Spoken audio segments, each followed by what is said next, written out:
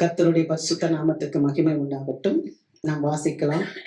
சங்கீதம் 50வது அதிகாரம் 15வது வசனம். ஆபத்து காலத்தில் என்னை நோக்கி கூப்பிடு, நான் உன்னை விடுவிப்பேன், நீ என்னை மகிமைப்படுத்துவாய். கர்த்தருக்கு மகிமை. ஆபத்து காலத்தில் என்னை நோக்கி கூப்பிடு, நான் உன்னை விடுவிப்பேன், நீ என்னை மகிமைப்படுத்துவாய். ஹல்லேலூயா. கர்த்தரை நம்ம கூப்பிடும் போது கர்த்தர் நமக்கு விடுதலை கொடுப்பார். ஆமென். நான் உன்னை விடுவிப்பேன், நீ என்னை மகிமைப்படுத்துவாய். ஆபத்து காலம் அப்படின்னு சொல்லப்பட்டிருக்கு. இப்பெல்லாம் எந்த நேரத்துல மக்களுக்கு என்ன நடக்கும் அப்படின்றதே தெரிய மாட்டேங்குது. சடுதியாய் காரியங்கள், ஆபத்து எல்லா இடத்துலயும் இருக்கு. நீங்க ரோட்ல போனா அங்கேயும் ஆபத்து இருக்கு, விமானத்துல போனா அங்கேயும் ஆபத்து இருக்கு, தண்ணீர்ல போனா, கடல்ல கப்பல்ல அங்கேயும் ஆபத்து இருக்கு இல்லையா? இப்ப கூட ஸ்பேஸ்க்கு போன, இப்ப திரும்பி வர முடியல இல்லையா? அங்க போகும்போதே அந்த ஹீலியம் வாயு எல்லாம் லீக் ஆயிடுச்சுன்னு சொல்லிட்டு கஷ்டத்தோட போய் சேர்ந்தாங்க. இப்ப சுனிதா வில்லியம்ஸ் அந்த அம்மாவும் அமெரிக்க நாட்டை சேர்ந்த இன்னொருத்தரும் சேர்ந்து மேலேயே இருக்கிறாங்க. இன்னும் நாசா கூட ஒண்ணுமே சொல்லல எப்ப வருவாங்க என்னன்னு சொல்லி. ஆனா அந்த 2 பேர் மட்டும் அங்க பாவம் மாட்டிட்டு இருக்காங்க. இப்படி எங்க பார்த்தாலும் ஒரு ஆபத்து அப்படின்றது ஒரு சூழ்நிலை இருக்கு.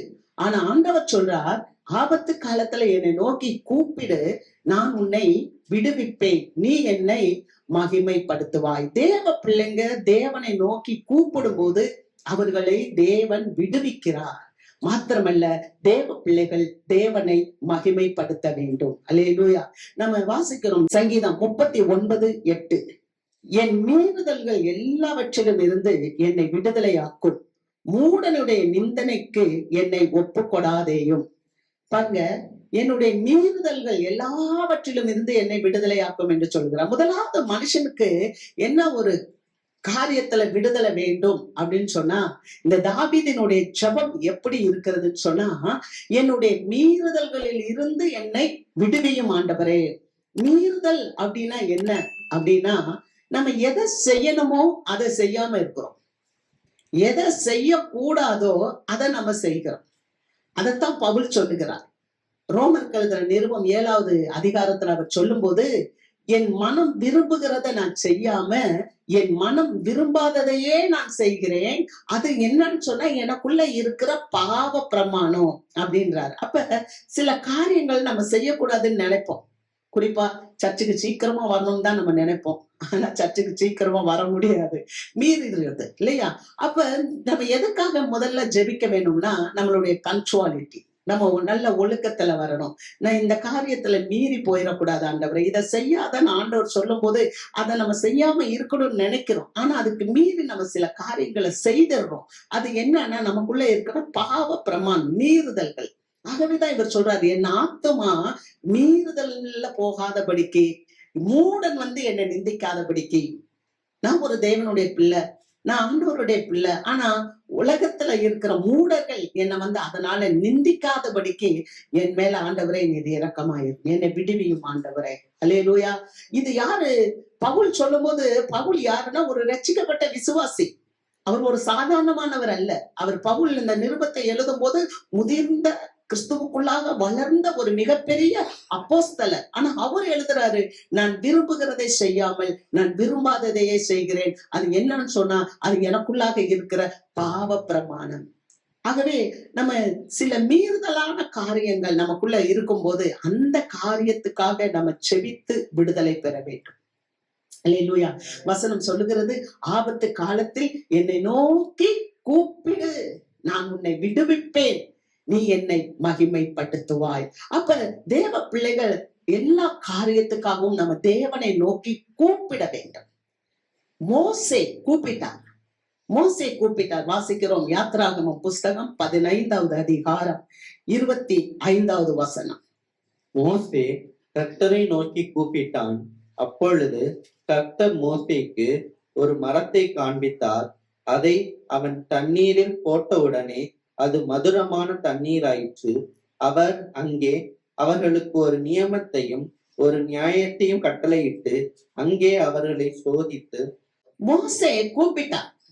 வசனத்துல நம்ம பார்க்கிறோம். 107வது சங்கீதம் 6 அங்க 13 இந்த வசனங்கள் எல்லாம் வாசிக்கும் போது ஜனங்கள் தேவனை நோக்கி கூப்பிட்டாங்க. இக்கட்டுல தேவன் அவர்களுக்கு உதவி செய்தார். அல்லேலூயா. அப்ப எப்பெல்லாம் இக்கட்டு வருதோ பாருங்க, இந்த மோசே ஆண்டவரை நோக்கி கூப்பிடுறார். அப்பதான் செங்கடலை கடந்து வர்றாங்க. செங்கடலை கடந்து அடிமைத்தனத்துல இருந்து வெளியே வந்து செங்கடலை கடந்து வந்த உடனே ஒரு வெற்றி பாடல் அந்த மிரியாம் பாடுறாங்க, மோசேயினுடைய சகோதரி பாடுறாங்க. நல்ல ஜெயம் கொடுத்துட்டார் ஆண்டவர். கர்த்தாவே உமக்கு ஒப்பானவர் யார், தேவர்களில் உமக்கு ஒப்பானவர் யார் அப்படின்னு சொல்லி நல்லா பாடி துதித்து வர்றாங்க. அப்படி வரும்போது அந்த வெற்றி நிலைத்திருக்கவில்லை. அநேக நேரத்துல தேவ பிள்ளைங்க நம்ம வாழ்க்கையில வெற்றி அப்படியே வந்துட்டோம்னு நினைக்க கூடாது. ஒன்ன தாண்டிட்டா அடுத்த ஒரு வெற்றி இருக்கணும். ஆமென். நம்ம வாழ்க்கை முழுவதும் நம்ம பரலோகத்துக்கு போகிற வரைக்கும் பள்ளங்கள் மேடுகள் நிறைந்ததுதான் நம்முடைய வாழ்க்கை. ஆனா அதுல எல்லாத்துலயும் நம்ம என்ன செய்யணும்னா வெற்றி சிறக்க வேண்டும். இவர்கள் செங்கடலை கடந்து வந்துட்டாங்க, வெற்றியோட பாடிட்டு இருக்காங்க. இப்ப பார்த்தா வனாந்தரம் வந்துருச்சு. 3 நாள் அவங்களுக்கு குடிக்க கூட தண்ணி கிடைக்கல. அப்ப அவ்வளவு கஷ்டத்துல இருக்கும்போது அவர்கள் சூர் வனாந்தரத்துக்கு வந்த போது கொஞ்சம் தண்ணியை கண்டாங்க. 3 நாள் தண்ணி இல்ல, எப்படி இருக்கும்? குடிக்கல. அவங்க ரொம்ப தாகத்துல இருக்காங்க. இப்ப பாக்குறாங்க கொஞ்சம் தண்ணி, அந்த தண்ணி எப்படி இருக்குன்னு சொன்னா கசப்பா இருக்குது. அப்ப மோசே கர்த்தரை நோக்கி கூப்பிட்டான். ஜனங்கள்லாம் முறுமுறுத்தாங்க, ஐயோ இந்த தண்ணி கசப்பா இருக்கு, நாங்க எங்க போவோம் அப்படின்னு சொல்லும் போது மோசே கர்த்தரை நோக்கி கூப்பிட்ட போது கர்த்தர் ஒரு காரியத்தை சொன்னார். அந்த மரத்தை வெட்டி இந்த தண்ணிக்குள்ள போடு அப்படின்னு சொன்னார். அந்த மரத்தை வெட்டி அந்த தண்ணிக்குள்ள போட்ட போது அந்த தண்ணீர் மதுரமான தண்ணீராய், தித்திப்பான தண்ணீராய், கசப்பான தண்ணீர் மதுரமாக மாறிவிட்டது. அல்லேலூயா. கர்த்தரை கூப்பிட்ட போது கர்த்தர் அங்க ஒரு மதுரத்தை கட்டளையிட்டார். நம்முடைய வாழ்க்கையில நம்ம சோர்ந்து போகும்போது, நம்முடைய வாழ்க்கையில ஒரு கடினமான பாதையில வரும்போது நீங்க கர்த்தரை நோக்கி கூப்பிடும் போது உங்களுடைய மாறாவை தேவன் மதுரமாக மாற்றுவார். அல்லேலூயா. நம்முடைய வாழ்க்கையில இருக்கிற கசப்பை கர்த்தர் மாற்றி மதுரமாக, நல்ல ஒரு தித்திப்பான ஒரு சந்தோஷமான ஒரு ஆசீர்வாதத்தை உங்களுக்கு கட்டளையிடுவார். அது என்ன மரம் தெரியுமா? அவர் சொல்றார், ஒரு நியமத்தையும் ஒரு கட்டளையையும் அவர்களுக்கு கொடுத்தாராம். அதுதான் சிலுவை மரம். நம்ம பார்க்கிற கொல்கதா மலையில ஆண்டவராகிய இயேசு கிறிஸ்துவ தூக்கி போட்ட அந்த சிலுவை மரம் நம்ம வாழ்க்கையில எப்ப தெரியுமா மதுரமா இருக்கும்? நம்ம வாழ்க்கை எப்போது தெரியுமா? மதுரம் என்றால் தித்திப்பு, மதுரம் என்றால் இனிமை, மதுரம் என்றால் சுவை கொடுக்கிறது. அது எப்ப இருக்கும் தெரியுமா? ஆண்டவர் ஒரு நியமித்த காண்பிச்சார் பாத்தீங்களா? அது என்னன்னா அந்த சிலுவையை மறக்கவே கூடாது. சிலுவை நேர்கோடு, அந்த சிலுவை நேரா வருதுல, அது நான். எப்ப பார்த்தாலும் நான் நான் நான் நான் என்ன செய்வேன், நான் என்ன சாப்பிடுவேன், நான் என்ன துணிப்பு உடுத்துவேன், நான் எப்படி வாழ்வேன் அப்படின்னு நான் இருக்குல்ல, அந்த நான் என்றதுக்கு மேல ஒரு கிடைக்கோடு மைனஸ். நான் ஒண்ணுமே இல்லை, நான் ஒண்ணுமே இல்லை. அதுதான் கர்த்தர் நமக்கு கொடுக்கிற நியமனம், அதுதான் கர்த்தர் கொடுக்கிற ஒரு கட்டளை. அல்லேலூயா. அப்ப நம்ம வாழ்க்கை கசப்பா இருக்கும் போதெல்லாம் நான் என்ற சுயம் மதித்து அதுக்கு நடுவுல மைனஸ் கோடு வந்துருச்சுன்னா அதுதான் கூட்டல் குறி. அல்லேலூயா. நம்ம வாழ்க்கையில ஒரு பெரிய பிளஸ் வந்துடும். நான் என்ற ஆணவம், நான் என்ற மனிதன் மாறி நான் ஒன்றுமில்லை என்ற ஒரு கிடைக்கோடு வரும்போது அது கூட்டல் குறியாக மாறுகிறது. அப்ப நம்ம வாழ்க்கையில என்ன வருதுன்னா ஒரு மதுரம் வருகிறது. அல்லேலூயா. எப்ப பார்த்தாலும் நம்மளை குறிச்சே சிந்திச்சுட்டு நம்மளை குறிச்சே காரியங்களை பார்த்துக்கிட்டு நம்ம மற்ற காரியங்களை, கர்த்தருக்குரிய காரியங்களை நம்ம பார்க்காம விட்டுட்டோம்னா நம்ம வாழ்க்கை கசப்பாவே இருக்கும். அதனாலதான் ஆண்டவர் கொல்கதா மலையில அந்த சிலுவைக்குரிய காமிச்சு நமக்கு கற்றுக் கொடுக்கிறார். அல்லேலூயா. கர்த்தருக்கு மகிமை. நியமத்தை கொடுத்தார், கட்டளையை கொடுத்தார். உங்க வாழ்க்கை, நம்ம வாழ்க்கை எப்படி இருக்கணும்? மதுரமா இருக்கணும்னு சொன்னா இந்த கட்டளைகளை, இந்த நியமங்களை கடைபிடிக்கணும். அவன் கூப்பிட்டான், கர்த்தர் சொன்னதை கீழ்ப்படிதான். அந்த மரத்தை வெட்டி தண்ணீர்ல போட்ட உடனே அந்த தண்ணீர் மதுரமாயிற்று. எல்லாரும் குடித்து திருப்தி அடைந்தார்கள். அதுக்கு பிறகு ஆண்டவர் சொல்லுகிறார், நான் சொன்ன காரியத்தெல்லாம் நீ கேட்டு கீழ்ப்படிஞ்சா எகிப்தியருக்கு வரவிட்ட வியாதிகளில் உன்னையும் நான் உனக்கு வரப்பண்ணேன், நானே உன் பரிகாரியாகிய கர்த்தர் என்று வாக்கு கொடுக்கிறேன். அல்லேலூயா. வாழ்க்கையில நம்ம தேவனுக்கு கீழ்ப்படிச்சு அந்த மரத்தை நம்ம பார்த்து, சிலுவை மரத்தை பார்க்கும் போது அந்த மரத்துல இருக்க அந்த காரியத்தை நம்ம கற்றுக்கொண்டு நம்ம வாழ்க்கையில நம்ம ஜீவிக்கும் போது தேவன் நோய்கள்ல இருந்து நம்மளை விடுதலை ஆக்குகிறார். மாத்திரமல்ல 70 பேரிச்சை மரங்களும் 12 நீரூற்றுகளும் உள்ள ஏலிமுக்கு அவர்களை வழி நடத்தினார் என்று பார்க்கிறோம். அல்லேலூயா. ஒரு ஆசீர்வாதமான பிளெஸ்ஸிங்கான ஒரு இடத்துக்கு தேவன் உங்களையும் என்னையும் கொண்டு செல்வார். அல்லேலூயா. இரண்டாவது ஒரு காரியத்தை நம்ம பார்க்கிறோம் பாருங்க. இரண்டாவது பேதுரு கூப்பிட்டார். வாசிக்கலாம். மத்தேயு எழுதின நற்செய்தி நூல் 14வது அதிகாரம் 30வது வசனம். காற்று பலமாய் இருக்கிறதை கண்டு பயந்து அமிழ்ந்து போகையில் ஆண்டவரே என்னை ரட்சியும் என்று கூப்பிட்டான். ஹல்லேலூயா. காற்று பயங்கரமா இருக்கு. காற்று பயங்கரமா இருக்கிறனால படகு என்ன பண்ணுது? அமிழ்ந்து போக போகுது. அப்ப இந்த பேதுரு ஆண்டவரே என்னை ரட்சியும் என்று கூப்பிட்டான். நம்ம வாழ்க்கை என்ற படகு நம்ம வாழ்க்கையில நடந்து போகும்போது சில காரியங்கள்ல சில கிரியைகள் வரலாம். நல்லா பாருங்க. 29வது வசனம் அங்க சொல்லப்பட்டிருக்கிறது. இயேசுவை பார்த்த உடனே இவன் கேட்கிறான், ஆண்டவரே நான் உன்கிட்ட வர்றேன்பான்றான். தண்ணியில ஆண்டவர் வந்து நிக்கிறாரு. அப்ப பேதுரு சொல்றாரு, ஏசப்பா நானும் உங்க கிட்ட வாரேன்னு சொல்றாரு. உடனே ஆண்டவர் சொல்றாரு, நீ வான்றாரு. வான் சொன்ன உடனே இவன் ஜலத்துல காலை எடுத்து வைக்கிறான். வைக்கும் போது பயங்கரமான கொந்தளிப்பு, பயங்கரமான காற்று. ஐயோ, காற்று பலமாய் இருக்கிறபடினால நான் அமில போகிறேனேன்னு சொல்றார். நல்ல கவனிங்க. நீங்க எப்ப இயேசு கிட்ட நெருங்குறீங்களோ அப்பதான் காற்று பலமா அடிக்கும். நீங்க நினைச்சுக்க கூடாது நான் இயேசு கிட்ட வர்றேன். ஏன்னா இயேசு கிட்ட உங்களை நெருங்க விடாது இன்னொரு சக்தி, இந்த உலகத்தின் சக்தி. இந்த உலகத்துல காணப்படுகிற இப்பிரபஞ்சத்தின் தேவனானவன் அவர்களுடைய கண்களை குருடாக்கி இருக்கிறான்னு பவுல் கொரிந்தியருக்கு சொல்றாரு. அந்த சத்துரு, இந்த பிரபஞ்சத்தின் தேவன் உங்களை ஆண்டவர்கிட்ட நெருங்க விட மாட்டான். பாருங்க, நீ வான் சொன்ன உடனே இயேசு கிட்ட போகும்போதுதான் பேதுரு பாக்குறாரு, ஐயோ கடல் பயங்கரமா கொந்தளிக்குது, பலத்த காற்று அடிக்குது. நீங்க ஆண்டவர்கிட்ட இன்னும் நெருங்கணும், இன்னும் பரிசுத்தமா வாழணும், இன்னும் ஆண்டவருக்கு கீழ்ப்படியணும், இன்னும் ஆண்டவருக்கு என்ன ஒப்பு கொடுக்கணும், இன்னும் கிறிஸ்துவின் சாயல்ல நான் வரணும், இன்னும் நான் தேவ மகிமையை காணணும், இன்னும் நான் மோசே போல ஆண்டவருடைய மகிமையினால் நிரப்பப்படணும். இப்படின்னு உங்க வாழ்க்கையில ஒரு வாஞ்சை இருக்கும்போது சத்துரு அந்த நேரத்துலதான் வந்து உங்களை தடை செய்வோம். அப்படிப்பட்ட நேரத்துலதான் குடும்பத்துல சூழ்நிலைகள் வேறு மாதிரி போகும். ஆனா இப்படிப்பட்ட சூழ்நிலையில நீங்க பயந்து போக கூடாது. அல்லேலூயா. ஆண்டவரே என்னை ரட்சியும் என்று பேதுரு கூப்பிட்டது போல நீங்க கர்த்தரிடத்துல உங்களை கூப்பிடணும், உங்க சத்தத்தை உயர்த்தணும். உயர்த்தும் போது தேவன் இயேசு அதை கேட்டு அவர் என்ன சொன்ன தெரியுமா? ஏன்பா பயப்பட்ட, ஏன் அற்ப விசுவாசமா இருக்கிறப்பா. அல்லேலூயா. நீங்களாம் சாதாரணமானவங்க இல்ல. ஆண்டவர் வந்து சாதாரணமான மக்களை தான் அசாதாரணமானவங்களா மாற்றினார். ஆமென். நீங்களாம் அசாதாரணமானவர்கள். அல்லேலூயா. சாதாரணமானவங்க இல்ல. இயேசு பாரு உடனே கிட்டக்க வந்து அற்ப விசுவாசியை ஏன்பா பயப்பட்ட வான்னு சொல்லி கூப்பிட்டு படகின் மேல் ஏற்றினார். நம்முடைய வாழ்க்கையில கிறிஸ்துவ கிட்ட வரும்போது நீங்க நினைக்க கூடாது கோயிலுக்கு போலாம் ஞாயிற்றுக்கிழமை இருக்கும்போதுதான் பிரச்சனை வரும்.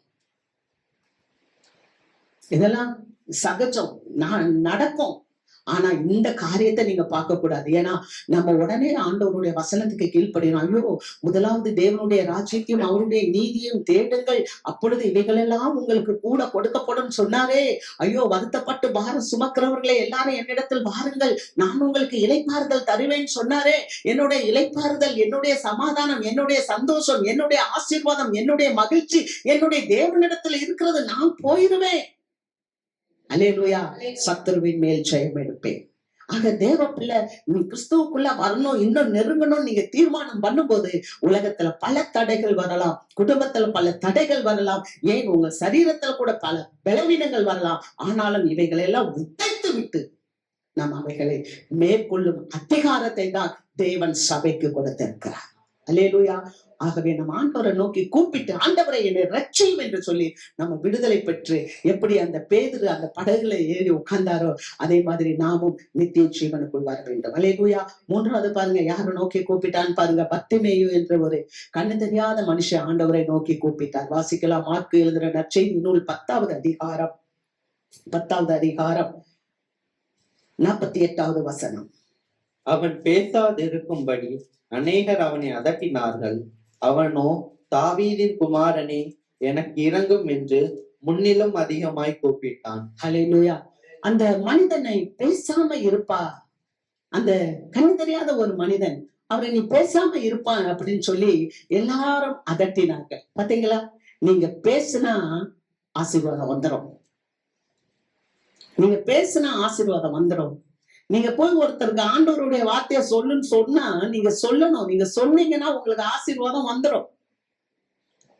இவன் கூப்பிடலாம், கண்ணு தெரியாத ஒரு மனிதன், ஆண்டவரே ஆண்டவரே ஆண்டவரே என்று கூப்பிடும் போது அநேகர் அதட்டினாங்களாம். நீ பேசக்கூடாது என்று அநேகர் அதட்டினாங்களாம். ஆனா அந்த சத்தத்துக்கு அவன் செவி கொடுக்கல. முன்னிலும் அதிகமாய் சத்தமிட்டு அவன் கூப்பிட்டான். அல்லேலூயா. வசனம் சொல்லுகிறது, கூப்பிடு, எக்காலத்தை போல நீ சத்தமிட்டு கூப்பிடு என்று சொல்லப்பட்டிருக்கிறது. வாழ்க்கையில பிரச்சனையா, கஷ்டங்களா, துயரமான சூழ்நிலையா, நீங்க சத்தமிட்டு ஆண்டவரை கூப்பிடுங்க. நீ உன் அரைக்கதவை பூட்டி அந்தரங்கத்துல இருக்கிற கர்த்தரை நோக்கி ஜெபி. கர்த்தர் உனக்கு வெளியரங்கமாய் பதில் தருவார். கூட்டத்துல வந்து ஜெபிக்கிறது இல்ல, 4 பேர் கூடி இருக்கும் போது அவங்களுக்கு முன்னால ஜெபிக்கிறது இல்ல. பர்சனல் ரிலேஷன்ஷிப், நமக்கும் ஆண்டவருக்கும் தனிப்பட்ட ஒரு உறவு இருக்கும் என்றால் அது ஒரு பயத்துக்குரியதா இருக்கும், கனத்துக்குரியதா இருக்கும், தேவனுக்கு முற்றிலுமா நாம் கீழ்ப்படுகிறதா இருக்கும். அல்லேலூயா. அந்த கூப்பிடுங்க. அவன் சொல்றான், கர்த்தரை நான் எக்காலத்திலும் ஸ்தோத்தரிப்பேன், அவர் துதி எப்போதும் என் நாவில் இருக்கும். அல்லேலூயா. நம்ம அதிகமாய் ஆண்டவரிடத்துல நெருங்கி வந்து சத்தமிட்டு நம்ம கூப்பிடணும். முன்னிலும் அதிகமா சத்தமிட்டு கூப்பிட்ட போது என்ன நடந்தது தெரியுமா? இயேசு நின்றார். அவனை தம்மிடம் அழைத்து வரும்படி அவர் சொன்னார். எந்த சீஷர்கள், எந்த மக்கள் நீ அமைதியாருன்னு சொன்னாங்களோ அவங்களே போய் அவனை அழைத்து வந்தாங்க. அவனை அழைத்து வரும்போது அவன் எப்படி வந்தான் தெரியுமா? பிரியமான தேவ மக்களே, நம்ம சபைக்குள்ள வரும்போது நம்முடைய பழைய வஸ்திரத்தை தூக்கி எரிஞ்சிடணும். தன் மேல இருக்கிற அந்த சால்வையை அவன் தூக்கி எரிஞ்சிட்டு கிறிஸ்துவின் இடத்தில் வந்தான். அல்லேலூயா. நம்ம சபைக்குள்ள வரும்போது, நம்ம ஆண்டவருடைய சமூகத்துல வரும்போது, நம்ம தேவனுடைய ஆலயத்துல வரும்போது, கர்த்தருடைய சமூகத்துல அவரை வந்து நம்ம பணிந்து குனிந்து வரும்போது நம்மளுடைய மேலாடையை எடுத்து எரிந்து விட வேண்டும். நமக்குள்ள இருக்கிற தேவையற்ற காரியங்கள், தேவையற்ற பெருமைகள், தேவையற்ற எரிச்சல்கள், தேவையற்ற கோபங்கள், தேவையற்ற பொறாமைகள், எது எதெல்லாமோ இருக்கு, எல்லாத்தையும் தூக்கி போட்டுட்டு அப்படியே ஆண்டவர் கிட்ட வந்தா, ஆண்டவர் என்ன தெரியுமா சொன்னாரு? நீ என்ன செய்யணும்? நான் பார்வை அடையணும். பார்வை அடைந்த உடனே அவன் திரும்ப பிச்சை கேட்க போலங்க. திரும்ப பிச்சை கேட்க போலங்க. அவன் கிறிஸ்துவின் பின்னால் போனான். அல்லேலூயா.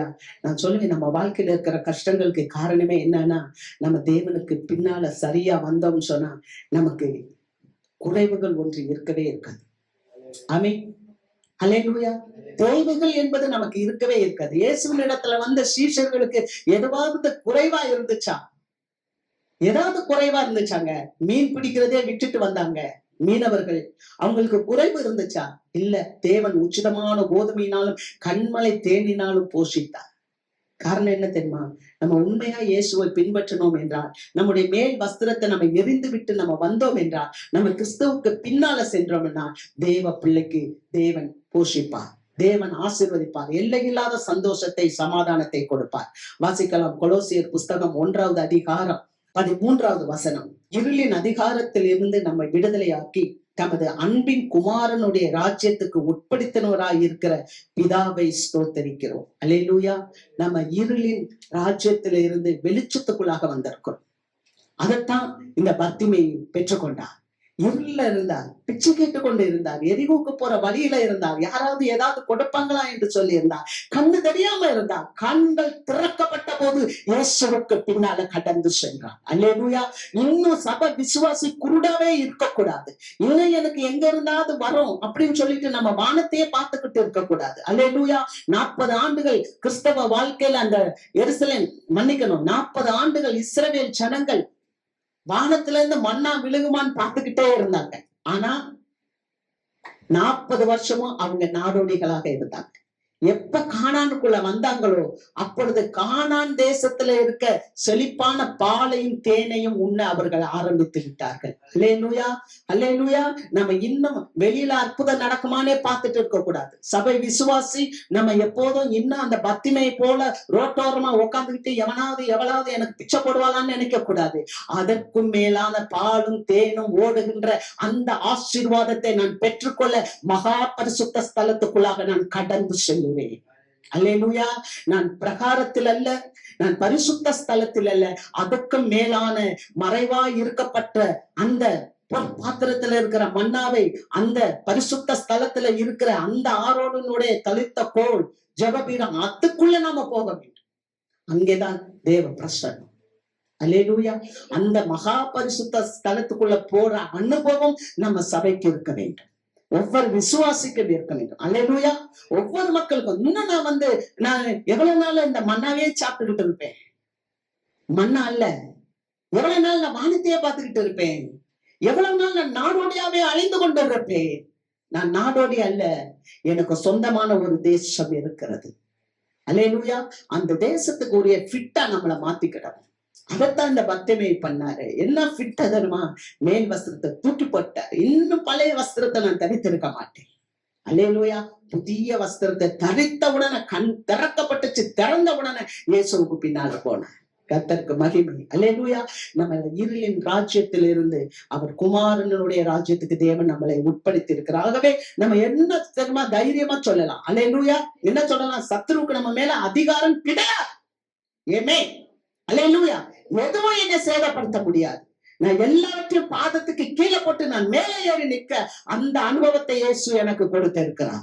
ஏன்னா இயேசு எனக்காக கல்வாரியில் மரித்திருக்கிறார். அவர் சொன்னார், என்னை நோக்கி கூப்பிடு, நான் உன்னை விடுவிப்பேன் என்று சொன்னார். எனக்கு விடுதலை இல்லாட்டா யாருக்கு விடுதலை? ஆமே. சபை விடுதலை பெற்றது. கர்த்தருக்கு மகிமை. இரண்டாவது ஒரு காரியம், நீங்க கூப்பிடும் போது இத்தனை ஆசீர்வாதங்கள். மோசே கூப்பிட்டான், தண்ணீர் மதுரமாக மாறினது. பேதரு கூப்பிட்டான், படகுல ஏறி பத்திரமா உட்கார்ந்தார். பர்த்திமேயை கூப்பிட்டான், இயேசுக்கு பின்னால போக ஆரம்பிச்சிட்டார். அல்லேலூயா. அதே போல இரண்டாவது ஒரு காரியம், பலவீனத்திலிருந்து நீ விடுதலையாக்கப்பட்டார். வாசிக்கலாம். லூக்கா எழுதின நற்செய்தி நூல் 13வது அதிகாரம் 12-13 வசனங்கள். இயேசு அவளை கண்டு தம்மிடத்தில் அழைத்து, ஸ்திரீயே, உன் பலவீனத்தில் நின்று விடுதலையாக்கப்பட்டாய் என்று சொல்லி அவள் மேல் தமது கைகளை வைத்தார். உடனே அவள் நிமிர்ந்து தேவனை மகிமைப்படுத்தினாள். அல்லேலூயா. ஒரு ஸ்திரீ தேவாலயத்துல இருந்தா, இந்த மாதிரி ஒரு ஞாயிற்றுக்கிழமை ஆண்டவராகிய இயேசு கிறிஸ்து அந்த சபையில அந்த சர்ச்சில் போய் பேசிட்டு இருக்கிறார். அந்த ஸ்திரீ 18 வருஷம் கூனியா இருக்கிறாங்க, நிமிரவே முடியல. இயேசுவினுடைய மனதுருக்கம் என்ன தெரியுமா? அவளை பார்த்தாரு. அவளை பார்த்த உன்ன ஸ்திரீயே, உன் பலவீனத்திலிருந்து நீ விடுதலையாக்கப்பட்டார். அல்லேலூயா. அல்லேலூயா. தேவன் விடுவிக்கிறவர், ஆண்டவர் விடுதலை கொடுக்கிறவர். எத்தனை ஆண்டுகள் நீங்க எந்த ஒரு காரியத்தில் தொலைந்து போய் காணப்பட்டாலும் உங்கள் தேவனாகிய கர்த்தர் அவர் நேற்றும் இன்றும் என்றும் மாறாதவர். அல்லேலூயா. நம்முடைய தேவன் நேற்றும் இன்றும் என்றும் மாறாதவர். அவரிடத்துல வர்றவங்களை அவர் வெறுமையா அனுப்புறதே இல்லை. பாருங்க, அன்னைக்கு அந்த திருச்சபையில அந்த அம்மா உட்கார்ந்து இருந்தாங்க. 18 வருஷமா சாத்தானுடைய பிடியில இருந்தாங்க. ஆண்டவர் மனதுருக்கம் உள்ள தேவன். அவர் பார்த்தாரு, ஸ்திரீயே, உன்னுடைய பலவீனத்திலிருந்து நீ விடுதலையாக்கப்பட்டாய். அந்த அதிகாரம் உள்ள வார்த்தை என்ன செஞ்சுச்சு தெரியுமா? அந்த கூனி அப்படியே நிமிர்ந்தாங்க. அந்த கூனி அப்படியே நிமிர்ந்தாங்க. கர்த்தருக்கு மகிமை. அல்லேலூயா. நிமிர பண்ணுகிறவர் நம்முடைய தேவன். நம்முடைய வாழ்க்கையில நம்ம குனிஞ்சு குனிஞ்சு போக விடுறவர் அல்ல. நம்முடைய தேவன் நம்மளை நிமிர பண்ணுகிற தேவன். அவன் நிமிர்ந்து தேவனை மகிமைப்படுத்தினார். என்னை நோக்கி கூப்பிடு, நான் உன்னை விடுவிப்பேன், நீ என்னை மகிமைப்படுத்துவா என்று கர்த்தர் சொல்லுகிறார். அல்லேலூயா. நமக்கு விடுதலை கொடுக்கிற தேவன். நாம் கர்த்தரை உடனடியாக மகிமைப்படுத்த வேண்டும். சபை ஆண்டவரை எப்போதும் மகிமைப்படுத்த வேண்டும். அல்லேலூயா. வசனம் சொல்லுகிறது, 2 கொரிந்தியர் புஸ்தகம் 3வது அதிகாரம் 17வது வசனத்தை நம்ம வாசிக்கிறோம். கர்த்தரே ஆவியானவர். ஆவியானவர் எங்கே உண்டோ அங்கே விடுதலையும் உண்டு. அல்லேலூயா. கர்த்தருக்கு மகிமை. ஆவியானவர் எங்கே உண்டோ அங்கே விடுதலையும் உண்டு. எந்த சத்துருவாய் இருந்தாலும் 18 வருஷம் கட்டப்பட்டிருந்த அந்த சத்துருவின் கட்டை கர்த்தர் அகற்றி போட்டார். அல்லேலூயா. பிரியமான தேவ ஜனமே, உங்களுக்கு ஒரு நம்பிக்கை வேணும். ஆமென். நமக்கு ஒரு நம்பிக்கை, நமக்கு ஒரு விசுவாசம், நமக்கு ஒரு உற்சாகம். என்ன தெரியுமா? என் மீட்பர் உயிரோடு இருக்கிறார். அல்லேலூயா.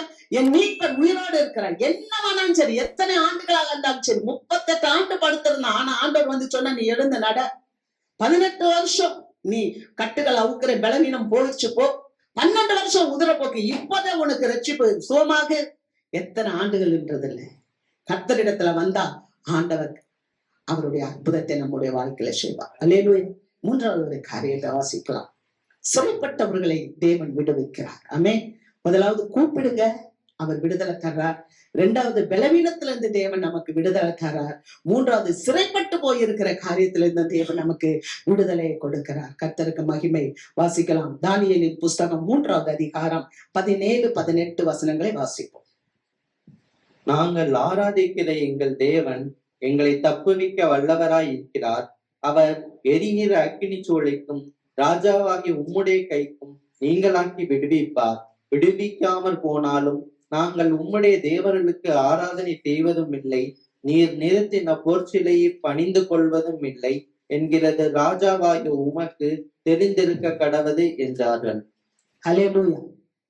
இங்க பார்க்கிறோம் அருமையான ஒரு வார்த்தையை. சாத்ராக், மேஷாக், ஆபேத்நேகோ என்ற வாலிபர்கள், இந்த எபிரேய வாலிபர்கள் அந்த தேசத்தின் அரசன்ட்ட பார்த்து சொல்றாங்க, நாங்கள் ஆராதிக்கிற தேவன் எங்களை தப்புவிக்க, எங்களை விடுவிக்க வல்லமை உள்ளவராய் இருக்கிறார். அவர் எங்களை விடுவிக்காமல் போனாலும் நீர் நிறுத்தி இருக்கிற அந்த பொற்சிலையை நாங்கள் வணங்க மாட்டோம். அல்லேலூயா. பாத்தீங்களா, அவங்க தீர்மானமா இருந்தாங்க. என் தேவன் என்னை தப்புவிச்சாலும் சரி, என்னை தப்புவிக்காவிட்டாலும் சரி, என்னை விடுவித்தாலும் சரி, என்னை விடுவிக்காவிட்டாலும் சரி, அவர் தான் என்னுடைய இரட்சகர். சபைக்கு அந்த ரட்சிப்பின் அபிஷேகம் இருக்க வேண்டும். அந்த மாற்றம் சபைக்கு இருக்கணும். என்ன மாற்றம்? நம்முடைய சிந்தையில ஒரு மாற்றம் இருக்கணும். என்ன தெரியுமா? என் வாழ்க்கையில என்ன நடந்தாலும் அது இயேசுவின் நாமம் மகிமைப்படுவதற்கே. ஏன்னா வசனம் தெளிவா சொல்லுது, அன்றியும் அவருடைய தீர்மானத்தின்படி அழைக்கப்பட்டவர்களா தேவனிடத்தில் அன்பு கோருகிறவர்களுக்கு சகலமும் நன்மைக்கு ஏதுவா நடக்கிறது. அப்ப என் வாழ்க்கையில என்ன வந்தாலும் அது நன்மையா நடக்கும். அதனாலதான் இந்த எபிரேய வாலிபர்கள் சொன்னாங்க, நாங்க ஆராதிக்கிற தேவன் எங்களை தப்புவிப்பார், ராஜாவுடைய கைக்கும் எரிகிற இந்த அக்னி சூளைக்கும் எங்களை தப்புவிப்பார். அப்படியே தப்புவிக்காட்டாலும் நாங்க வேற தெய்வத்தை போய் வணங்க மாட்டோம். ஏன்னா எங்க தெய்வம் உயிர் உள்ள தெய்வம். அல்லேலூயா. அப்ப அநேக நேரத்துல நமக்கு என்ன இருக்கணும்னா, விசுவாச மக்களுக்கு அந்த உறுதிப்பாடு இருக்கணும். பாருங்க, பவுலுக்கு கூட ஒரு முள்ளு இருந்துச்சு. அந்த முள்ளுக்காக இயேசுவிட்ட போய் அவர் பலமுறை செபித்தார். ஆண்டவரே, இந்த முள், இந்த சாத்தானுடைய முள் என்னை விட்டு நீங்கும்படி அவர் ஜெபிக்கிறார். 3 முறை அவர் ஜெபிக்கிறார். ஆனா ஆண்டவர் அவருக்கு என்ன சொன்னார்? உன் பலவீனத்தில் என் பலன் உனக்கு பூரணமாய் விளங்கும். அவ்வளவுதான் சொன்னார். அல்லேலூயா. சத்தியத்தை நம்ம சரியா அறிஞ்சுக்கிடணும். சத்தியத்தை நம்ம தெளிவா இருக்கணும். சும்மா நம்ம சத்தியம் எனக்கு ஏஜென்ட்டா பேசினா போதும், அப்பதான் அந்த சர்ச்சுக்கு நான் போவேன்னா, அந்த ஏஜென்டா பேசுறவங்களும் கீழே விழுந்துருவாரு, அந்த ஏஜென்டா பேசுறத கேட்கிறவங்களும் கீழே விழுந்துருவாங்க. அதனாலதான் சத்தியத்தை சத்தியமாய் போதிக்கணும். அல்லேலூயா. இது உண்மை. இதனால இந்த சத்தியத்தை கேட்டு கூட்டம் வராட்டினா கூட பரவாயில்லை. ஆனா நம்ம பரலோகத்துல போகும்போது, ஆண்டவரே உங்களுடைய ஊழியத்தை நான் உண்மையும் உத்தமமா செய்தேன். நீங்களும் சொல்லுவீங்க, ஆண்டவரே உண்மையும் உத்தமமா சத்தியமா உங்களுடைய வார்த்தைகளை நான் கேட்டேன் ஆண்டவரே. அல்லேலூயா. கர்த்தருக்கு மகிமை. பாருங்க, விடுவிக்கிறவர். ஆனா சில நேரங்கள்ல விடுவிக்க மாட்டார். நீங்க அப்போஸ்தல நடவடிக்கைகள் வீட்டுல போய் பாருங்க. 1 முதல் 12வது அதிகாரம். அப்போஸ்தல 12வது அதிகாரம் 1 முதல் 11 வசனங்களை நீங்க வாசிக்கும் போது, அங்க முதல் வசனத்தை நம்ம வாசிக்கிறோம். அங்க அந்த ஏரோது என்ன பண்றாரு? யூதர்களை பிரியப்படுத்துறதுக்காக யாக்கோபை என்ன பண்றாருன்னா கொலை செய்யறார், வெட்டி கொலை செஞ்சார். அப்ப ஜெயில பிடிச்சு போட்ட அந்த யாக்கோப கொலை பண்ணிட்டார். யாக்கோபு செத்து போயிட்டார். யாக்கோபு யாரு? இயேசுவோட இருந்தவர். யாக்கோபு, யோவா, பேதுரு 3 பேருமே அவங்க தூண்கள் மாதிரி இருந்தவங்க. ஏசாமி எங்க போனாலும் அவங்க கூட போறவங்க. மறுரூப மலைக்கு போனா அங்க போறாங்க. எவர் மகளை எழுப்பணும்னு போனா அங்க போறாங்க. விசேஷித்தமான இடத்துக்கெல்லாம் ஆண்டவர் அவங்களதான் கூட்டிட்டு போறாரு. அப்ப பிரதானமா இயேசுவோடே இருந்த ஒரு நல்ல, இயேசுவுக்கு பிரியமான ஒரு சீஷன் யாக்கோபு. ஆனா அந்த யாக்கோபை ஏரோது என்ன பண்ணிட்டாரு? வெட்டி கொலை பண்ணிட்டாரு. அப்ப நம்ம நினைக்கலாமா, யாக்கோபு கெட்டவரு, யாக்கோபு ஜெபிக்கல, அல்லது யாக்கோபு ஆண்டவர் கைவிட்டுட்டாரு, நம்ம நினைக்க முடியாது. நம்ம வாழ்க்கையில சில காரியங்கள் நடக்குதுன்னு சொன்னா அது தேவனுடைய திட்டம். அதை போய் நம்ம ஏன் எதுக்கு அப்படிலாம் கேட்க முடியாது. அல்லேலூயா. ஆனா கர்த்தர் எதை செஞ்சாலும் நல்லது செய்வார். இந்த ஏரோது ராஜா அப்படின்னு யாருன்னா, இந்த ஏரோதை பத்தி நமக்கு தெரியணும், கொஞ்சம் தெரிஞ்சுக்கோங்க சபை. அப்ப அது நமக்கு ஆசீர்வாதம். இந்த ஏரோது என்றவங்க ஏதோமியர்கள். ஏதோமியர்கள்னா யாரு அப்படின்னா, ஏசாவுடைய வம்சாவளி. ஏதோமியர்கள்னா சிவப்பா இருப்பாங்க, சிவப்பானவர்கள். இந்த ஏசா சிவப்பு கூழுக்கு தான் ஆசைப்பட்டான். யாக்கோபு சமைத்து கொண்டிருந்த அந்த சிவப்பான கூழிலே எனக்கு கொஞ்சம் கொடு அப்படின்னு சொன்னான். அப்ப இந்த ஏரோது ஏதோமியர்கள், இந்த ஏசா வழி வந்தவர்கள். இதுல இந்த பெரிய ஏரோதுன்னு சொல்லுவாங்க. யாருன்னா பெரிய ஏரோது யாருன்னா, ஏசாமி பிறக்கும் போது 2 வயதுக்குள்ள இருக்கிற குழந்தைகள் எல்லாம் கொலை செய்யுங்கன்னு சொன்னாங்க இல்லையா, அவங்கதான் பெரிய ஏரோது. இந்த பெரிய ஏரோதனுடைய பேரன் தான் அக்ரிப்பா. ஏரோது அக்ரிப்பா. அவன் தான் என்ன பண்ணினான், யாக்கோபை கொலை பண்ணிட்டான். ஏன்னா கொலை செஞ்சா யூதர்களுக்கு அது பிரியம். ஏன் பிரியம்னு சொன்னா, யூதர்கள் எல்லாரும் இப்ப எங்க எலும்பு நின்று எதிரா வர்றாங்க. நல்லா ஒண்ணு கவனிச்சுக்கோங்க, எப்ப தேவ பிள்ளைகளுக்கு எதிரா மக்கள் எழும்புவாங்கன்னு சொன்னா, பக்தி மார்க்கத்துக்கு விரோதமா எழும்ப மாட்டாங்க. அங்க ஏதாவது ஒரு அரசியல் சூழ்ச்சி இருந்தா, ஏதாவது ஒரு வியாபாரம் இருந்தா, அந்த நேரத்துலதான் மக்கள் இந்த மாதிரி எழும்புவாங்க. பக்தி ரீதியா யாரும் விரோதமா எழும்ப மாட்டாங்க. இங்க பாத்தீங்கன்னா ரோமர்கள் ஆட்சி செய்து கொண்டிருந்தாங்க. அந்த இடத்துல இவன் ஆட்சி செய்து கொண்டு இருக்கும் போது இவனை இவன் தன்னுடைய அதிகாரத்தை காத்துக்கொள்ளணும். ஏரோது தன்னுடைய அதிகாரத்தை காத்துக்கொள்ளணும். அப்ப யூதர்களுக்கு கிறிஸ்துவ பிடிக்காது. அப்ப யூதர்களுக்கு திருப்திப்படுத்தணும்னா ஏசாமியோட சீசனை பிடிச்சு அடிச்சா யூதர்கள் சந்தோஷமா இருப்பாங்க. யூதர்களை சந்தோஷப்படுத்திட்டா நம்ம ஆட்சியில அழகா உட்கார்ந்துக்கிடலாம். அரசியல். இரண்டாவது நீங்க பாத்தீங்கன்னா, வீட்டுல போய் படிச்சு பாருங்க, அப்போஸ்தல நடவடிக்கைகள் 19வது அதிகாரத்துல நீங்க படிச்சு பார்த்தீங்கன்னா, வியாபாரம். எல்லாரும் சொல்லுவாங்க ஆண்டவரை தெய்வம் என்று சொல்லும் போது, இந்த தெமத்தேரி என்றதான ஒரு மனுஷன் எழுப்பி சொல்லுவான், இந்த பவுல் இங்க ஒரு தெய்வத்தை பத்தி பேசுறான், இதனால நம்முடைய வியாபாரம் நமக்கு லாஸ் ஆகுது. ஏன்னா அவன் சிலைகளை, தியானாலுடைய சிலைகளை செஞ்சு செஞ்சு விக்கிறான். அப்ப இவர் ஜீவனுள்ள தேவனை பத்தி பேசுறாங்க. அப்ப தெமத்தேரி சொல்றாரு, இவர் இந்த வார்த்தையை சொல்றதுனால நம்முடைய வியாபாரம் நஷ்டமடைகிறது, இவரை பிடித்து அடிங்க, இவரை இந்த கொள்கையை பரப்ப விடாதபடி தடை செய்யுங்கள். அப்படின்னா ஜீவனுள்ள தேவனை பத்தி பேசாதீங்க, தடை செய்யுங்கன்னு எப்ப சொல்லுவாங்கன்னா, வியாபாரத்துக்காக அல்ல. நீங்க ரட்சிக்கப்பட்ட ஒரு விசுவாசியா இருக்கணும் நம்ம. அல்லேலூயா, கர்த்தருக்கு மகிமை. எப்ப எதனால இவங்க இதெல்லாம் பேசுவாங்க, பக்தி மார்க்கத்துக்காக பேசவே மாட்டாங்க. இந்த மாதிரியான சூழ்ச்சியின் காரணமாகத்தான் நீங்கள் இதெல்லாம் செய்யக்கூடாது என்று சொல்வார்கள். ஏன் பிரதான ஆசாரியர்களும் வேதபாரர்களும் இயேசு கிறிஸ்துக்கு எதிரா இருந்தாங்க?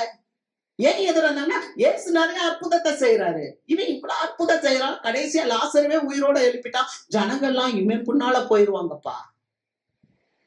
அல்லேலூயா. கவனமா நம்ம இருக்கணும். கர்த்தர் பெரியவர், அவர் ஒரே தேவன், அவர் பிதா குமாரன் பரிசுத்த ஆவியானவர் என்ற பரிணாமத்துல இருக்கிற மூவரு தேவன். அல்லேலூயா.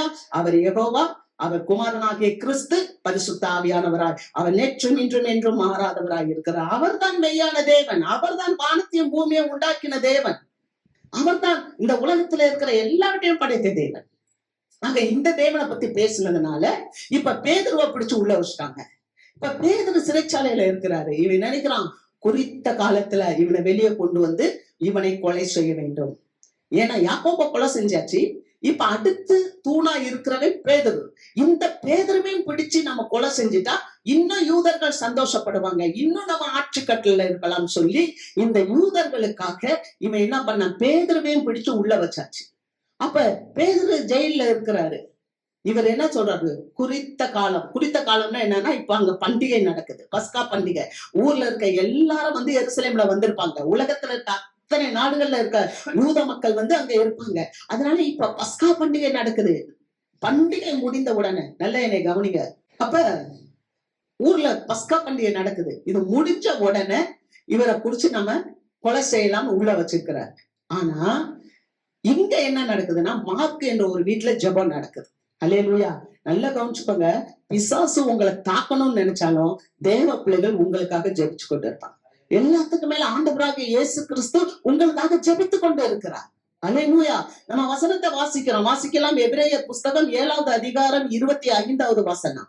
மேலும் தமது மூலமாய் தேவனிடத்தில் சேருகிறவர்களுக்காக வேண்டுதல் செய்யும்படி அவர் எப்பொழுதும் உயிரோடு இருக்கிறவர் ஆகையால் அவர்களை முற்றும் முடிய ரட்சிக்க வல்லமை உள்ளவராய் இருக்கிறார். அல்லேலூயா. கர்த்தராகிய இயேசு கிறிஸ்து என்ன செய்யறாரு? இன்னைக்கு உங்களுக்காக எனக்காக அவர் உயிரோடு இருந்து ஜெபிக்கிறார். அல்லேலூயா. நம்ம ஏன் பயப்படணும்? ஆமென். நம்ம எவ்வளவு விசேஷித்தமானவங்க. ஆண்டவராகிய இயேசு கிறிஸ்து இன்னைக்கு உயிரோட இருந்துச்சு உங்களுக்காக எனக்காக ஜெபித்து கொண்டு இருக்கிறார். சபை உங்களுக்காக ஜெபிக்கும். ஆமென். மார்க்கு வீட்டுல ஜெபம் நடந்து கொண்டு இருக்கிறது. இவன் என்ன பண்றான்? சிறைச்சாலையில இருக்கான். சிறைச்சாலையில எப்படி இருக்கிறான் தெரியுமா? ஒரு கைய ஒரு விலங்கு போட்டு ஒரு மனுஷன், இன்னொரு கைய ஒரு விலங்கு போட்டு இன்னொரு மனுஷன், அப்படி ஒவ்வொரு வகுப்புக்கும் 4 காவல்காரர்கள், 4 பேர், அப்படி 4 வகுப்பு இருக்கான். அப்ப நல்லா கவனிச்சு பாருங்க. 4 ரூம், 4 ரூம்லயும் 4 ஆளுக. ஒரு இடத்துல இந்த கையில ஒரு விலங்கு, இந்த கையில ஒரு விலங்கு. ஆனா பேதுரு என்ன பண்றாரு? நிம்மதியா தூங்குறார். நமக்கு தூக்கம் வருமா? ஒருவேளை அதுதான் அவருடைய கடைசி இரவு அதுதானா இருக்கலாம். ஆனா அவர் நல்லா தூங்கிட்டு இருக்கிறாரு. தூங்குற நேரத்துல அங்க வந்து தேவதூதன் என்ன பண்றான்? வரான், தட்டி எழுப்புறான். ஏன் இவ்வளவு பாதுகாப்பு? ஏன் 4 பேரா? வகுப்புக்கு 4 பேரை வச்சு போடுறாங்க. ஏன்னு சொன்னா, ஏற்கனவே இப்படித்தான் நீங்க அப்போஸ்தலர் 5வது அதிகாரத்துல பாத்தீங்கன்னா, இந்த மனிதன் மேல பொறாம கொண்டு இவர்களை பிடித்து பொதுவான சிறைச்சாலையில வச்சுட்டாங்க. பொதுவான சிறைச்சாலையில பேதுருவையும் யோவான் இவங்களெல்லாம் பிடிச்சு வைக்கும் போது சிறைச்சாலை பத்திரமா பூட்டப்பட்டு இருக்கு. காலையில பிரதான ஆசாரியன் வர்றான். வந்து ஏப்பா போய் சிறைச்சாலையில இருந்து நேத்து பிடிச்சு வச்சோமே அந்த பேதுரு, அவரை வெளியே கொண்டு வா. உள்ள போய் பார்த்தா வெளியில பூட்டி இருக்கு. உள்ள போய் பார்த்தா பேதுருவை காணோம், யோவானை காணோம். அப்ப சிறைச்சாலை தலைமை பயப்படுறான். ஐயோ, உள்ளதான வச்சு பூட்டி வச்சிருந்தோம், காணாமே. அப்ப அங்க ஒரு தேவதூதன் வந்தான். வந்து என்ன சொன்னா, நீங்க எந்திரிச்சு புறப்பட்டு போய் தேவாலயத்துல ஆண்டவருடைய வார்த்தையை பிரசங்கம் பண்ணுங்க. அல்லேலூயா. பூட்டப்பட்ட கதவுக்குள்ள வந்து பூட்டி இருக்கிற சிறைச்சாலையில இருக்கிற அந்த தேவனுடைய பிள்ளைகளை தேவன் விடுவிக்கிறார். தேவதூதன் விடுவிக்கிறார். வார்த்தை சொல்லுது, கர்த்தருக்கு பயந்தவர்களை அவருடைய தூதன் சூழ பாளையம் இறங்கி அவர்களை விடுவிக்கிறார். அல்லேலூயா. நம்முடைய தேவன் நம்மளை தப்புவிக்கிறவர், நம்மளை விடுவிக்கிறவர். எந்த ஒரு சிறைச்சாலையில நீங்க இருந்தாலும் சரி, எந்த ஒரு இரும்பு கம்பிக்குள்ள இருந்தாலும் சரி, எந்த ஒரு நோயில, எந்த ஒரு வியாதியில, எந்த ஒரு பண கஷ்டத்துல, எந்த ஒரு சமாதான குறைச்சல்ல, எந்த ஒரு கண்ணீர்ல, எந்த ஒரு பாடுகள்ல, எந்த ஒரு சிறைச்சாலையில இருந்தாலும் சிறைச்சாலையின் கதவுகளை உடைப்பதற்கு தேவன் உங்களுக்கு ஒரு தூதனை அனுப்புவார். அல்லேலூயா. அங்க பார்க்கிறோம், ஒரு தூதன் போனான். குறித்த காலம் ஏரோது குறிச்சான், சத்துரு குறிச்சான் ஒரு காலத்தை தேவ பிள்ளைக்கு விரோதமா. ஆனா தேவன் ஒரு காலத்தை குறிச்சான். அல்லேலூயா. சத்துரு வேணா தேவ பிள்ளைக்கு விரோதமா ஒரு நாளை குறித்து வைக்கலாம். ஆனால் ஆண்டவராகிய இயேசு கிறிஸ்து அந்த சத்துருவின் நாளுக்கு முன்னாலேயே ஒரு நாளை குறிச்சு அந்த நாளில சத்துருவின் கையிலிருந்து விடுதலை பண்ணுவார். அல்லேலூயா. குறித்த நாளுக்கு முந்தின நாள் வாசிக்கிறோம். யாத்ராகமம் புஸ்தகம் 9வது அதிகாரம் 5வது வசனம். மேலும் நாளைக்கு கர்த்தர் இந்த காரியத்தை தேசத்தில் செய்வார் என்று சொல்லி கர்த்தர் ஒரு காலத்தை குறித்தார் என்றும் எபிரேயருடைய தேவனாகிய கர்த்தர் சொல்லுகிறார் என்றும் அவனிடத்தில் சொல் என்றார். அல்லேலூயா. மோசேட்ட ஆண்டவர் சொல்றார், என்னுடைய ஜனம் இஸ்ரவேல் ஜனம் இந்த எகிப்திலே சிறைப்பட்டு கிடக்கிறது.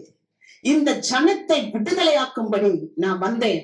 நீ போய் இந்த ஜனத்தை எல்லாம் எகிப்திலிருந்து கூட்டிக் கொண்டு வந்து பாலும் தேனும் ஓடுகிற நலமும் விசாலமான இந்த கானான் தேசத்துல கொண்டு வந்து நிறுத்துப்பான்னு சொல்லும் போது இந்த மோசே போய் பார்வோன்ட்ட சொல்றாரு, ஐயா, எங்களுடைய மக்கள், எங்களுடைய ஜனங்கள் இவர்களை விட்டுவிடுன்னு சொல்லும் போது பார்வோன் விடமாட்டேன்றான்.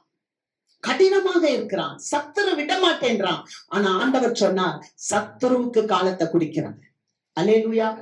நீ ஜனங்களை போக விடாட்டினா நாளைக்கு இந்த நேரத்துல உன்னுடைய தேசமே நாரி போகும்.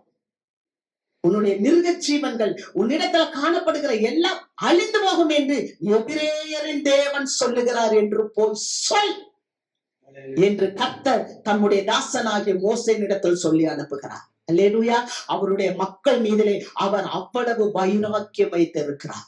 தேவ பிள்ளைகளை காப்பாற்றுவதற்காக, தேவ பிள்ளைகளை சிறைச்சாலையிலிருந்து விடுதலை பண்ணும்படியாக, தேவ பிள்ளைகளை அடிமைத்தனத்திலிருந்து உயிர்ப்பிக்கும்படியாக கர்த்தர் வைராக்கியம் பாராட்டுகிறார். சொல்லுறார், நீ போய் சொல், எபிரேயருடைய தேவன் சொல்லுகிறார். சத்துருவுக்கு சொல்லி அனுப்புறார், காலத்தை குறிச்சு சொல்றார். வாசிக்கலாம். சங்கீதம் புஸ்தகம் 102வது சங்கீதம் 13வது வசனம். தேவரே எழுந்தருளி சியோனுக்கு இறங்குவீர், அதற்கு தயை செய்யும் காலமும் அதற்கான குறித்த நேரமும் வந்தது. அல்லேலூயா. தேவனே நீர் எழுந்தருளும், சியோனுக்கு தயை செய்யும் காலம் வந்தது. அல்லேலூயா. கர்த்தருக்கு மகிமை. This is a time for us. Amen. அல்லேலூயா. இதுவே நமக்கு உகந்த நேரம். தேவன் நம்மளை விடுவிக்கிற நேரம். கர்த்தருக்கு மகிமை. எத்தனை பேர் விசுவாசிக்கிறீங்க? ஆமென். அல்லேலூயா. This is a time for us. நமக்குரிய நேரம், விடுதலையாக்கிற நேரம். பாருங்க, ஆண்டவராகிய இயேசு கிறிஸ்து ரோமர்ல பாக்குறோம். ரோமர் 5வது அதிகாரம் 6வது வசனம். அன்றியும் நாம் பெலனற்றவர்களா இருக்கும் போதே குறித்த காலத்தில் கிறிஸ்து நமக்காக மரித்தார். நீங்களும் நானும் பெலனற்றவர்களா இருக்கும் போதே ஆண்டவர் நமக்காக மரித்தார் என்றால், இன்றைக்கு நம்மளை பலவான்களாய் மாற்றிருக்கிற நம்மை ஆண்டவர் எவ்வளவு ஆசீர்வதித்து உயர்த்துவார். அல்லேலூயா. அல்லேலூயா. அவர் நமக்காக அவருடைய சொந்த குமாரனையே கொடுத்தவர். மற்ற எல்லாவற்றையும் நமக்கு கொடுக்காமல் இருப்பது எப்படி? ஆமென். அல்லேலூயா. கர்த்தர் நல்லவர், கர்த்தர் நல்லவர் என்பதை ருசித்து பாருங்க. பயப்படாதீங்க. ஆமென்.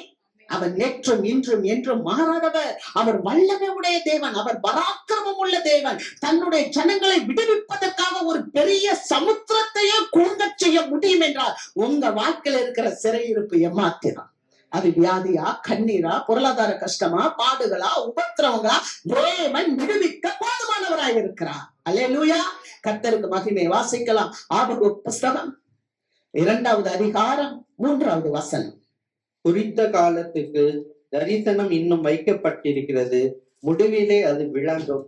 அது பொய் சொல்லாது, அது தாமதித்தாலும் அதற்கு காத்திரு, அது நிச்சயமாய் வரும், அது தாமதிப்பதில்லை. அல்லேலூயா. குறித்த காலத்திற்கு தரிசனம் வைக்கப்பட்டிருக்கு. ஆம் பிரியமானவர்களே, இயேசு சீக்கிரம் வரப்போகிறார். அல்லேலூயா. அவருடைய தரிசனம், அவருடைய வார்த்தை குறித்த காலத்திற்கு வைக்கப்பட்டிருக்கு. அது பொய் சொல்லாது, அது தாமதித்தாலும் அது நிச்சயமாய் வரும், அது தாமதிப்பதில்லை என்று கர்த்தர் சொல்லுகிறார். அல்லேலூயா. இக்காலத்து பாடுகள் வரப்போகிற மகிமைக்கு ஒப்பானவைகள் அல்ல. தேவன் நம்மளை விடுவிக்கிற தேவன். அல்லேலூயா. கர்த்தருக்கு மகிமை. சத்துரு ஒரு நாளை குறிச்சான், ஆனா சத்துருவுக்கு முன்பாக நம்முடைய ஆண்டவராகிய இயேசு கிறிஸ்து அதுக்கும் குறித்த நாள், ஏதாவது குறித்த நாளுக்கு முந்தின நாள் இரவிலே வந்து பேதுருவை தட்டி எழுப்பி, எவ்வளவு நல்லா நிம்மதியா தூங்குறான். நமக்கெல்லாம் தூக்க மாத்திரை போட்டா கூட தூக்கம் வர மாட்டேங்குது.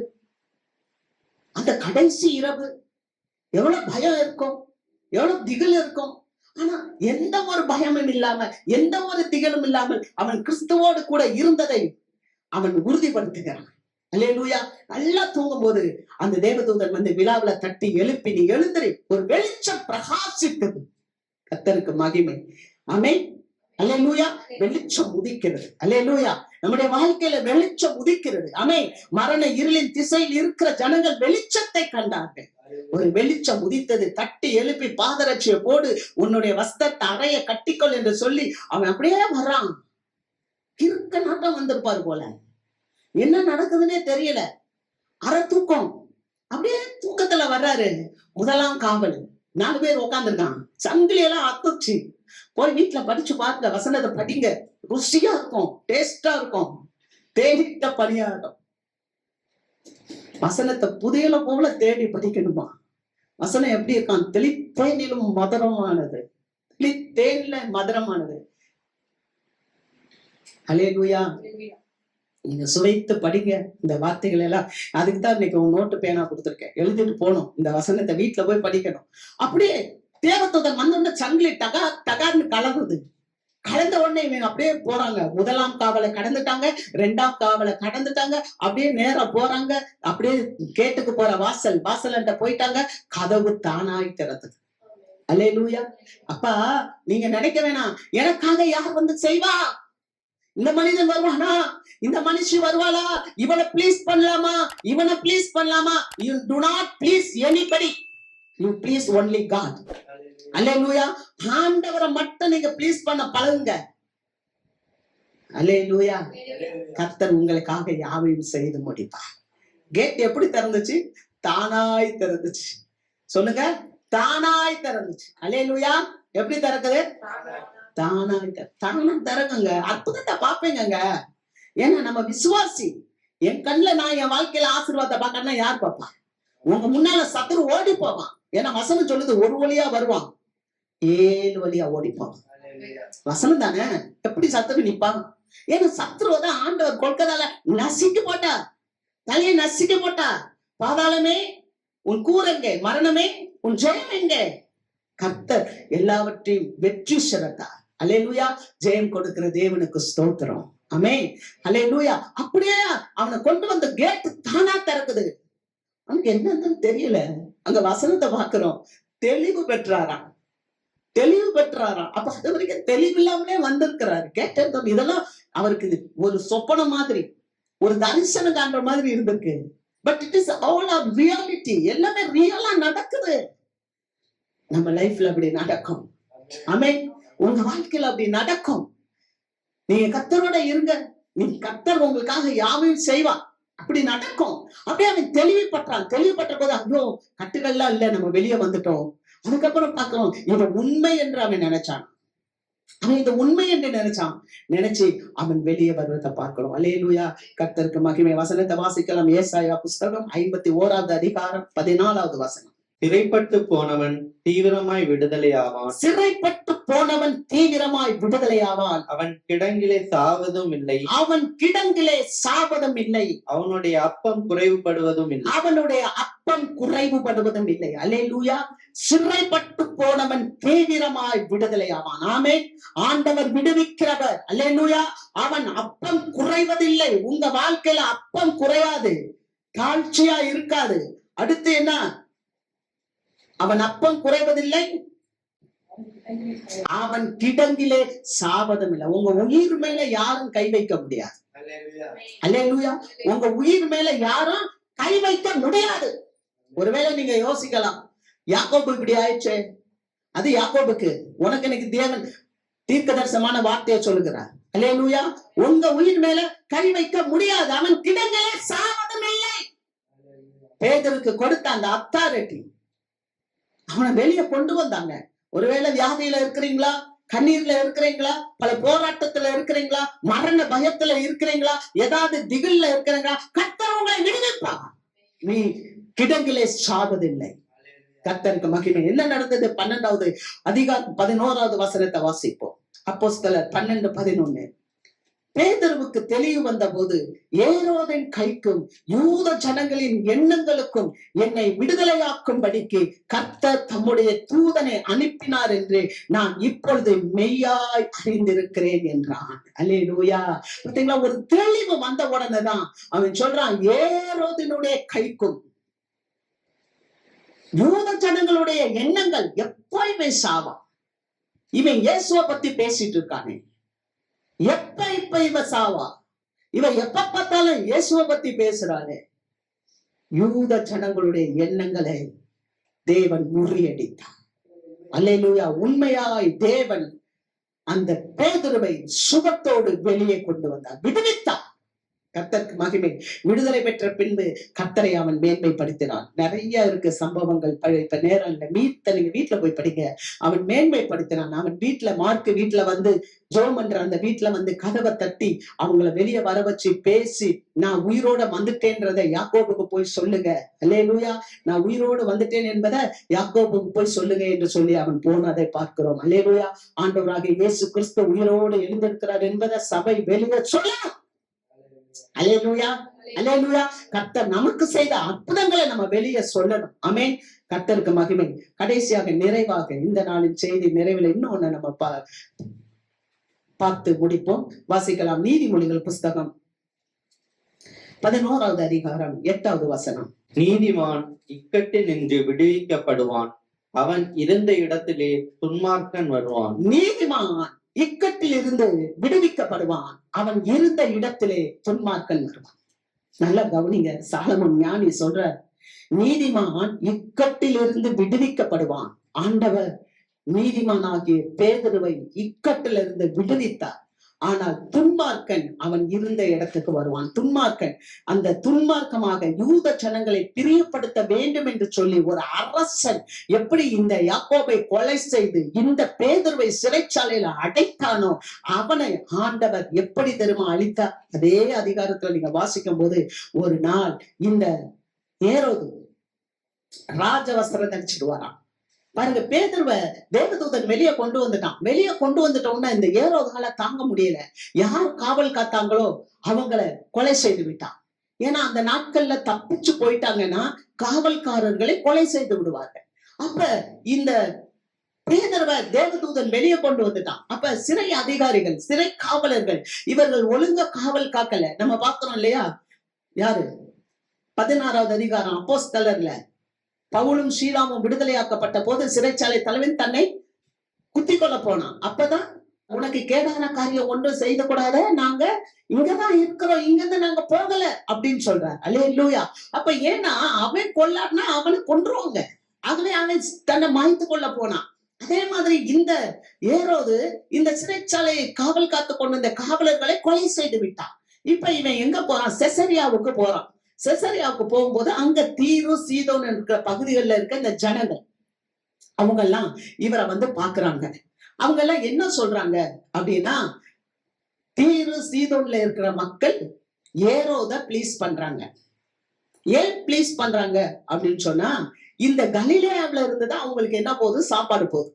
இந்த தீருவுக்கும் இந்த கலிலேயாவுக்கும் நல்ல உச்சிதமான கோதுமைய இந்த கலிலேயாவுல இருந்து அனுப்புறதுனால இந்த தீரு சீதோன் மக்கள் இந்த ஏரோத ப்ளீஸ் பண்றாங்க. அப்ப ஒரு நாள் இந்த ஏரோது என்ன பண்ணிட்டாரு? ராஜ வஸ்திரம் தரிச்சுட்டு வர்றாரு, நல்ல சில்வர். அந்த காலையில அவர் வந்து நின்னு பேசுறாரு. அப்படி பேசும்போது அந்த சூரிய கதிர்கள் அவர் மேல் படும்போது அவர் அப்படியே வெள்ளையா தேவதூதன மாதிரி காட்சி அளிக்கிறார். தேவதூதனை போல அவர் டிரெஸ் மின்னுது. அங்க இருக்க தீரு சீதோன் ஜனங்கள்லாம் பாக்குறாங்க. பார்த்த உடனே அவரை பார்த்து சொல்றாங்க, ஐயோ, அவர் பேசும்போது இது தேவனுடைய சத்தம் அல்லவா? நாங்க தேவனுடைய சத்தம் அல்லவான்னு சொல்லும் போது, மனிதனுக்கு மகிமையை கொடுத்ததுனாலையும் மனிதன் மகிமை தேவனுடைய மகிமையை எடுத்ததுனாலையும் எந்த சபையை பாழாக்க வேண்டும் என்று எழும்பினானோ அந்த ஏரோதை தேவன் அடித்தார். அவன் புழு புழுத்து செத்தான். பாத்தீங்களா? துன்மார்க்கன் அவன் இருந்த இடத்துக்கு வந்தான். எந்த மனிதனை சாவடிக்கணும்னு நீ நினைச்சியோ அந்த இடத்துல துன்மார்க்கனை தேவன் கொண்டு வந்து சாவடித்தார். புழு புழுத்து செத்தார் என்று பார்க்க. அப்படின்னா அந்த நாட்கள்ல ஒரு விதமான நோய்கள் பரவுச்சு. அது என்னன்னா, குடல்ல புழுக்கள் உண்டாகுது. அந்த புழுக்கள் அதிகமா அது ஆகி ஆகி ஆகி அது என்னவாயிடுச்சுன்னா, அவனா அப்படியே அவன் சாகும் போது வாயிலிருந்து புழுவா வந்துச்சான். அவன் புழு புழுத்து செத்தான். அங்க வசனத்தை வாசிக்கிறோம். 12வது அப்போஸ்தலர் 12:24. தேவ வசனம் வளர்ந்து பெருகிற்று. அல்லேலூயா. எந்த வசனம் பெருக கூடாதுன்னு சொல்லி செயல்பட்டானோ அவனை தேவன் அடித்தார். ஆனால் தேவன் செய்ய நினைத்தது தடைபடவில்லை. தேவ வசனம் வளர்ந்து பெருகினது. அல்லேலூயா. கர்த்தருக்கு மகிமை. இந்த வேதம் முழுவதையும் நீங்க ஆராய்ந்து பார்த்தீங்கன்னா எத்தனையோ ராஜாக்கள் தேவனுடைய பிள்ளைகளுக்கு விரோதமா எழும்பினாங்க. நீங்க யாத்திராகமம் புஸ்தகம் 1வது அதிகாரத்துல வாசிக்கும் போதே அங்கே அந்த யோசேப்பை அறியாத புதிய ராஜன் எழும்பின போது அங்கே இஸ்ரவேல் ஜனங்களை கொடுமைப்படுத்தினாங்க. அவங்க எவ்வளவாய் கொடுமைப்படுத்தினார்களோ அவ்வளவாய் அவர்கள் பெருகினார்கள். அல்லேலூயா. இந்த கல்லின் மேல் என் சபையை கட்டுவேன், பாதாளத்தின் வாசல்கள் அதை மேற்கொள்வதில்லை என்று கர்த்தர் சொன்னார். அல்லேலூயா. அவர் கண்மலையாம் கிறிஸ்து, அவரிடத்துல மோத முடியாது. ஆமே. இந்த கல்லின் மேல் மோதுகிறவன் நொறுங்கி போவான்னு சொன்னார். அதனால ஆண்டவர் நேற்றும் இன்றும் என்று மாறாதவர். அவர்தான் அகில உலகம் முழுவதும் ஆளுகை செய்கிறவர். அவர் உங்களை விடுவிக்கிற தேவன். ஆமே. கூப்பிடுகிற காக்கை குஞ்சுக்க உணவு கொடுக்கிறாருன்னா உங்களை கைவிடுவாரா? விசுவாசிகளை கைவிடுவாரா? தேசத்துல வார்த்தை வளர்ந்து பெருகினது. எந்த கிறிஸ்தவம் வளரக்கூடாது என்று சொல்லி அந்த சீஷர்களை குணப்படுத்தினார்களோ அந்த வார்த்தை வளர்ந்து பெருகி கொண்டே இருக்கிறது. அல்லேலூயா. ஒரு நற்செய்தி என்ன தெரியுமா? இன்னைக்கும் உலகத்திலேயே அதிகமா விற்கப்படுகிற ஒரு புஸ்தகம் எதுன்னா அது வேதாகமம் தான். அல்லேலூயா. கர்த்தருக்கு மகிமை. ஆக தேவன் வைராக்கியம் பாராட்டுகிறார். எதை குறித்து வைராக்கியம் பாராட்டுகிறார்? அவர் தம்முடைய ராஜ்யத்தை குறித்து வைராக்கியம் பாராட்டுகிறார். தம்முடைய பிள்ளைகளுக்காக அவர் வைராக்கியம் பாராட்டுகிறார். தம்முடைய பிள்ளைகளை விடுவிக்கும்படியாக இன்றைக்கும் அவர் வைராக்கியம் பாராட்டி கொண்டிருக்கிறார். அல்லேலூயா. கர்த்தருக்கு மகிமை. நாம் எழுந்திருப்போம்.